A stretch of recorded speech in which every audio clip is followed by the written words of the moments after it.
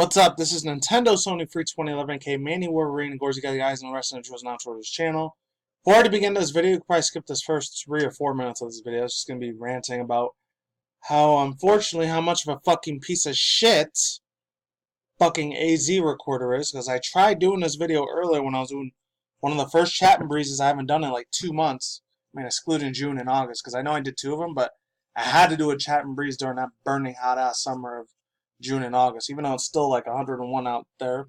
I decided to do it anyways because it rained a little bit today, so that's all I was able to do a chat and breeze. But unfortunately, and if any people are brand new subscribers or viewers to the channel, chat and breeze is just me doing like an outdoor vlog. I like doing those. It feels good to talk with you guys. You know, that way you can see my face. So that way it kind of feels like we're having a one-to-one conversation instead of just hearing my fucking voice, which I would do like a screen share sort of thing, but since this computer's old as fuck and my phone's a little bit more newer, I got it in like 2017, 2018, like 2-3 years ago, I'm able to do it a lot better on there because technology is a little bit more advanced. Back in 09, 2010, I think screen share was kind of a new thing, unless you were doing live streams. I'm like, but you can't get these, fortunately these websites shut down a couple of years ago. If any of you guys remember way back in the day, unless some of you too young to remember, like what Stickcam or Vlog TV or any of that shit used to be before Twitch was a thing. So I think Twitch was around, but it was called Justin TV at the time before it was Twitch. And Twitch was still kind of a baby, but I think it was like 2010 when Stickcam got shut down. And like about 2011 or 2012, I think it was when Vlog TV got shut down after that.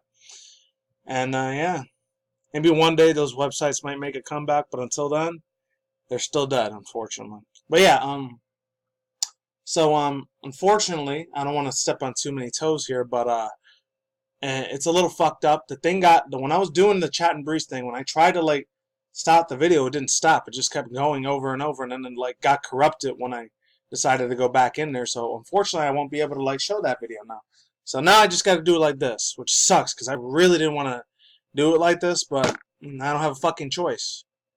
And a lot of the extra shit that I said in there, I'm not going to be able to say here because I'm down to like a 15-minute limit thing there, which that one I could go for like 1 or 2 hours doing a video instead of just limiting myself just to 15 minutes because it's a stupid-ass thing that you have to do. It sucks. But, fuck it, whatever. So, this one I'm just going to talk about really quick. This is the main 2 meat and potatoes I'm going to talk about. I might not be able to talk too much on this one with Cyberpunk2077. It's a topic I kind of wanted to stay away from because has a lot of like SJW feminist sort of cancel culture toxicity sort of shit that I don't really like talking about that shit because to me personally, if you've been on my channel for the past couple of years, you know I really don't believe in that shit.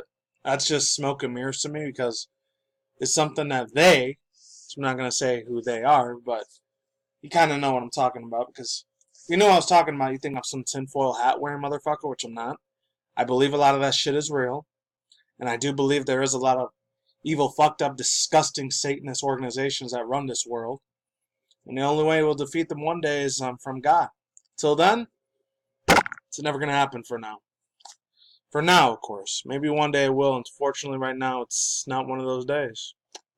Anyways, yeah, I'm just going to talk a little bit about how Astral Chain came out. It's come a couple days ago. This came from Game Informer, which, like I said in my Chat and Breeze video, that a lot of people, unfortunately, besides GameStop, but I think Game Informer, a lot of the journalists over there ended up getting like laid off, which sucks, but fuck, man, that's just life. Hopefully they end up getting another journalist job somewhere else. So, yeah, Astral Chain Review, exclusive Battlefield Duet. I'm just going to read like the first paragraph of this article.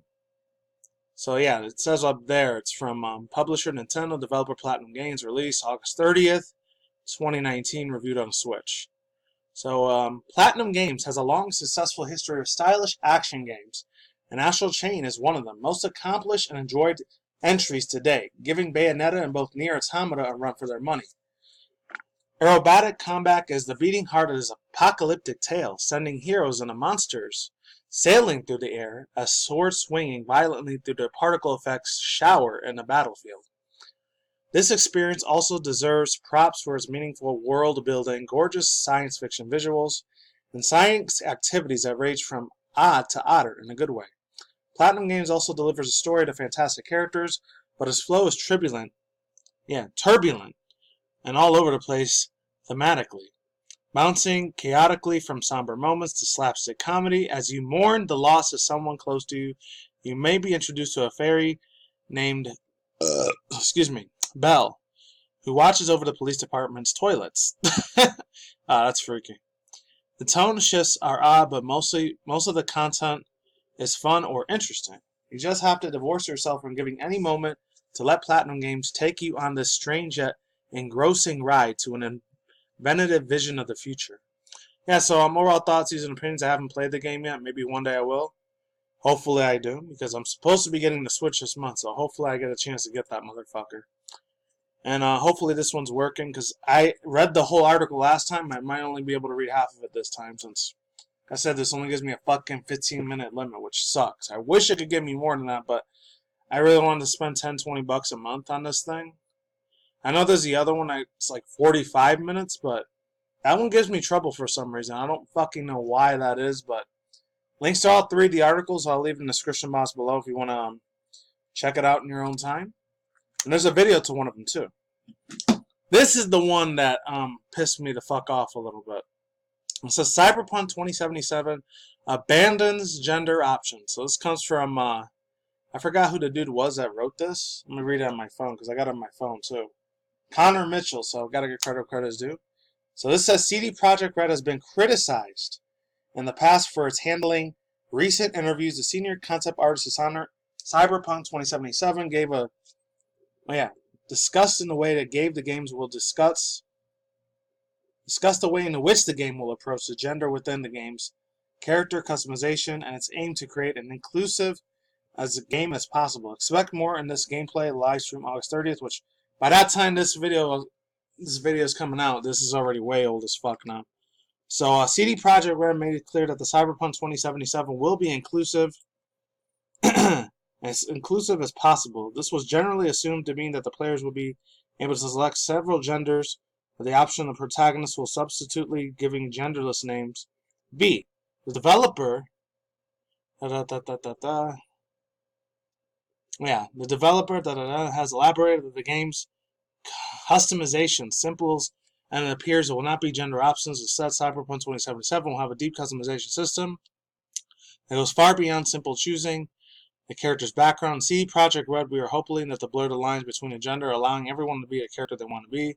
In an interview with Metro, Martha Jonkers, that's how I was saying it before, I think Martha Jonkers, senior concept for Cyberpunk 27, explains the Cyberpunk's approach on sensitive issues of inclusivity, and with an upon a game, we won't choose the gender and options on implemented these customizations.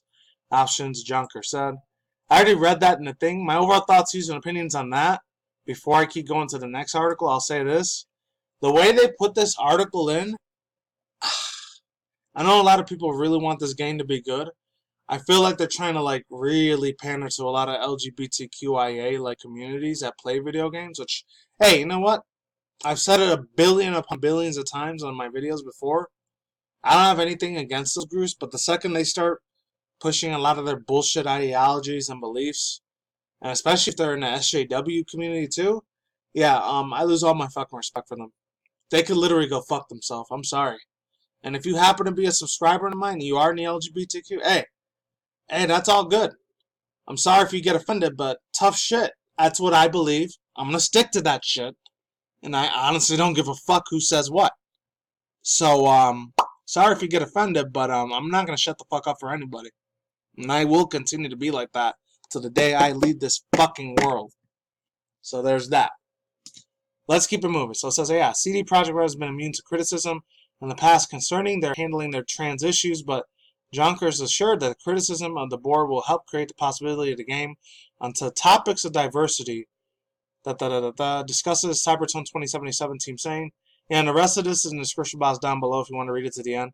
Yeah, they're just talking about on April 20th when the game comes out, how they're going to be playing it, and when they see the sample of this game, when see how much is going to be taking off and all that other shit.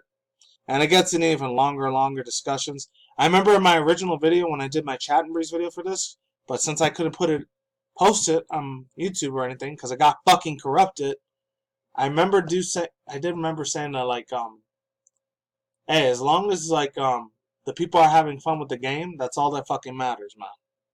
And now, yeah, let's get to the next one. Yeah, links to this in the description box below if you want to read off. I'm not going to be able to read this whole thing. It sucks because in my older video, like I was saying, since I can't post it up on here, I got to do it at the roommate's place, which I'm at right now, from Culture Hub. I've never heard of this thing before. One of the most legendary, nostalgic, the man, the myth, the fucking legend himself. Somebody I grew up with, watched when I was in middle school, high school, all the way to like my sophomore, junior. Because I think half of my junior and my senior, I don't know what the fuck happened to this dude. I think he took a couple years of break off of. I know a lot of people were making a joke out of it back in the day. Me and my friends used to love quoting the dude's jokes because the motherfucker, he was pretty much like how Richard Pryor or fucking Steve Harvey or Louis C.K. or even that other dude. I forgot what his fucking name was. He said something about the N-word thing, the N-word Jim or whatever, which I'm not going to say what the word is because I guarantee you, YouTube police and the algorithm will come after me really hard if I say any of this shit this dude says. But this motherfucker's got balls, man. Straight up. I'm not going to be able to read the whole thing, unfortunately, like I did in my older video, but I will say this. The guy, he still has some good comedic chops on this fool. I know I don't talk about a lot of celebrity stuff, but I had to talk about this shit. This shit has a lot of nostalgia with me. The man has some really good ass jokes. He's extremely controversial, but that's what I absolutely love the shit out about this dude. And just like me, Asian girls, which I didn't even know this until last week when this whole thing was popping off. He doesn't give a fuck who he offends. He doesn't give a shit who it was. Like, all these SJWs and this whole cancel cultures and toxicities and all that. He told them to go fuck themselves. And you know what? Absolutely 110% agree with the dude. So, Dave Chappelle, the man himself, will never learn his lesson, and our society is better for it. You're damn fucking straight it is. This comes from Joshua Engerfeet. I'm probably not going to be able to do it on my outro, so I might read half of this article. Dave Chappelle has pissed everyone off again. Hours after the release of his comedy special Sticks and Stones Monday, outrage ensued that passionately was predictable. And there's a couple of tweets from a couple of hip-hop artists, too, and very good-ass underground artists. I highly suggest you listen to all of them. And if you know me, you know I love my, besides my video game music, my anime manga style music, and a little bit of jazz occasionally. And sometimes, not all the time, like I used to back in the day when I was in college, I still listen to a lot of like oldies, like Chicano style, like Mexican rap. Fucking awesome as hell. And the women are absolutely beautiful shit, man. But yeah, cries from the political correctness police and social justice warriors rang loud as Chappelle's brilliantly work. I'm just gonna read the rest of this on my phone because again, this computer's acting like shit. Society's hot, most push-button topics: Michael Jackson, R. Kelly, Jussie Smollett, and the LGBTQ community, you name it. DC native decided to speak his mind on anything he didn't hold back on. However, despite the title of this work's history of Dave's work, his words did not exactly go what he hoped for, or didn't hope, depending on how you look at it, to avoid offended. From accusations of punching down, being called a victim shamer, and an anti-PC shtick that boring and predictable. The takes came in hot and heavy for the 46-year-old now Ohio resident. Of course, they were praised as a genius from his contemporaries, and he expected tons of fanfare. And from the second and third time since coming back from Africa, the man has been having us laugh as slaves beating is getting grilled and reprimanded. It's almost as if people thought the backlash of his coming of age special, Age of the Spin, and Dave Chappelle's Live in Hollywood, Palladium, Equalanium, Equalminity, and the Bird Revelation, and somehow set up the straight as if he needed a couple of scathing reviews to help him see things work as he decided a long hiatus from Hollywood. And it talks about shit about, Vice trying to tarnish his legacy and a bunch of other people comparing to Aziza Ansari and Louis C.K. and all that. And even talked about Kevin Hart. Man, this one was funny as hell. The next one's a little bit harder. Chappelle says, asking for the audiences, try to guess who it is. Hey there, if you did anything wrong in your life, if I find out about it, I'm going to take everything away from it. I don't care what I find. It could be today, tomorrow, 15, 20 years from now. If I find it, you're fucking finished. And I remember at the end he said, you know who I'm laughing about? It's you, nigga. You. That shit was so fucking hilarious, man. Shout out to the man Dave Chappelle. I highly doubt you ever watched this, but Keep fucking doing your thing. Don't change for everyone. You're an absolute legend. I love you. Peace.